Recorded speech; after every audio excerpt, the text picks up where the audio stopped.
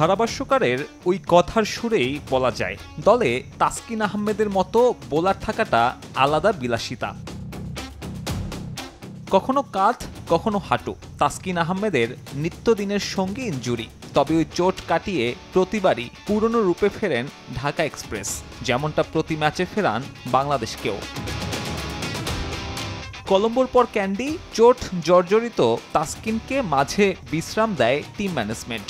যেখানে শেষ করেছিলেন সেখানেই শুরু এই পেসারের, বল হাতে একই ছন্দ পেস সেন্সেশনের। 50 ওভারের ক্রিকেটে তাসকিন ঠিক কতটা ধারাবাহিক তা প্রমাণে একটা পরিসংখ্যানই যথেষ্ট।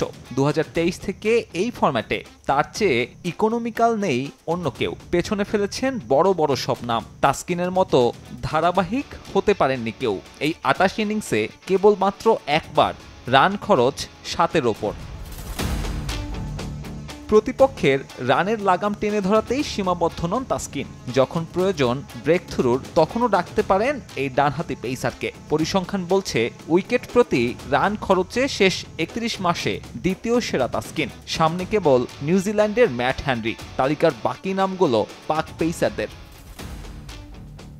সাধারণত পেসারদের ক্ষেত্রে ইনজুরির পরে ছন্দ ধরে রাখাটা কঠিন হয়। তাসকিন অবশ্য ব্যতিক্রম। মাঠের বাইরের পরিশ্রম আর নিয়ন্ত্রিত জীবনে মাঠের পারফরম্যান্সে পার্থক্য বোঝার সুযোগ কই।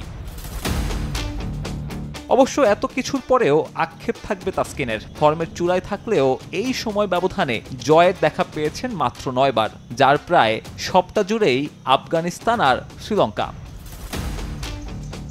তাই ওই ধারাভাষ্যকারের মতোই বলা যায়, বাংলাদেশের মতো দলে তাসকিনের মতো বোলার পাওয়াটা স্রেফ বিলাসিতা।